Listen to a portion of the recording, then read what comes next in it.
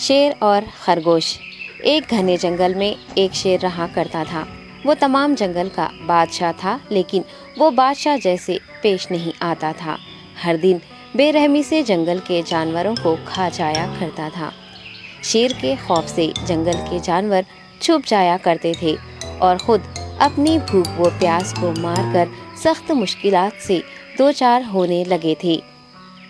اس طرح کچھ دن بعد جنگل کے تمام جانور ایک مقام پر جمع ہوئے اور شیر کے شر سے محفوظ رہنے کے لیے سب مل کر رائے مشورہ کرنے لگے۔ سب نے اپنی اپنی بات رکھی اور آخر میں ایک گیدڑ نے کہا، میرا خیال ہے کہ ہم روز شیر کے ہاتھوں مرنے کے بجائے ہم خود ایک بار شیر کے پاس چلے جائیں۔ اس طرح روزانہ شیر کسی ایک کو کھا لے گا اور ہم سب اپنی اپنی باری سے چلے جائیں گے اور بلا خوف و ڈر سکون سے زندگی گزاریں گے۔ گیدڑ کے مشورے پہ تمام جانور رضامند ہو گئے۔ ایک بندر نے کہا، ٹھیک ہے، تمہاری بات بالکل درست ہے۔ موت کا خوف کرنے کے بجائے اپنی باری آنے تک ہم اطمینان و سکون کی زندگی گزار سکیں گے۔ جانوروں کی بات چیت مکمل ہونے کے بعد خود گیدڑ نے شیر کے پاس جا کر یہ ساری بات بتائی۔ گیدڑ کی باتیں سننے کے بعد شیر نے کہا، میں بادشاہ ہوں، اس لیے تم سب کی بات مان رہا ہوں، لیکن ایک بات غور سے سن لو۔ اگر کسی دن مجھے جانور ملنے میں تاخیر ہو جائے تو میں خاموش نہیں بیٹھوں گا اور دوبارہ تم سب پر حملہ کرنا شروع کروں گا۔ شیر نے بڑے غصے سے یہ سب کہا۔ شیر کی باتیں سن کر گیدڑ نے سر ہلاتے ہوئے حامی بھر دی اور وہاں سے چلا گیا۔ اس دن کے بعد ایک ایک جانور بلا ناغہ اپنی اپنی باری کے مطابق شیر کے پاس جانے لگے اور شیر سکون سے اپنے پاس آنے والے جانوروں کو مار کر اپنی بھوک مٹانے لگا۔ یہ معاملہ ایسے ہی چل رہا تھا اور ایک دن شیر کے پاس جانے کی باری ایک خرگوش کی آئی۔ وہ خرگوش بہت ہی ہوشیار تھا۔ اسے شیر کے پاس جانا منظور نہیں تھا اور اس نے اپنے ساتھی جانوروں کو بے رحمی سے مارنے والے شیر کو سبق سکھانے کی ٹھان لی اور ایک اچھی تدبیر نکال کر آہستہ آہستہ شیر کی گفا کے پاس پہنچ گیا۔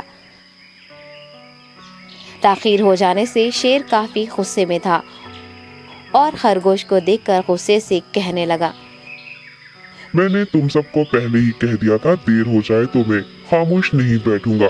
تم نے وعدہ خلافی کی ہے، اس لیے میں جنگل جا کر من چاہے جانور کا شکار کر کھا جاؤں گا۔ تب خرگوش نے شیر سے کہا، معاف کر دیجیے بادشاہ سلامت، غلطی ہو گئی اور اس کا ایک واجب سبب ہے۔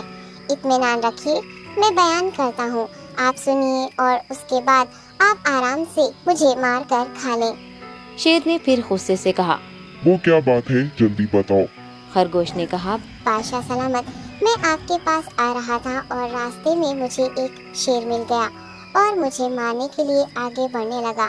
میں نے آپ کی بہادری کی بات اس شیر کے سامنے رکھی، لیکن وہ شیر آپ کے بارے میں بہت برا بھلا کہنے لگا۔ یہ سن کر میں نے غصے سے کہا، تم ہمارے جنگل کے نہیں ہو، ہمارے بادشاہ کے بارے میں ایسی باتیں مت کہو۔ یہ سن کر وہ شیر مجھ پر حملہ کرنے کے لیے تیار ہو گیا۔ یہ دیکھ کر میں نے کہا، تم مجھے مارو گے تو ہمارے بادشاہ تمہیں ہرگز نہیں بخشیں گے۔ تب اس شیر نے کہا، تمہارا بادشاہ میرا کیا کر لے گا؟ میں نے کئی ہاتھیوں کو اپنے پنجے سے مار گرایا ہے، تمہارا بادشاہ ہو یا کوئی اور ہو، میرے ہاتھوں بچ نہیں سکتا اور میرے سامنے کوئی ٹک نہیں سکتا، میں اسے ختم کروں گا۔ یہ سب بدتمیزی کرنے لگا۔ میں نے اس شیر سے کہا، تم ہمارے بادشاہ سے آ کر بات کرو۔ تب اس نے فخر سے کہا، میں کیوں آؤں؟ تمہارے بادشاہ میں دم ہے تو اسے ہی یہاں لے کر آؤ۔ یہ کہہ کر مجھے دبانے لگا۔ بادشاہ سلامت، اسی لیے آنے میں تاخیر ہو گئی۔ یہ سنتے ہی شیر غصے سے کہنے لگا، چلو ابھی چلتے ہیں، اسے ختم کر دوں گا۔ یہ سننے کے بعد خرگوش نے شیر کو جنگل کے درمیان موجود ایک کنویں کے پاس لے گیا۔ خرگوش نے کہا، بادشاہ اس کے اندر دیکھیے، وہ وہاں آپ کا بے صبری سے انتظار کر رہا ہے، آپ اسے اچھا سبق سکھائیے۔ شیر غصے سے فوراً کنویں میں جھانکنے لگا اور زور سے دہاڑنے لگا۔ تب دوسری جانب سے بھی دوسرا شیر دہاڑتا ہوا محسوس ہونے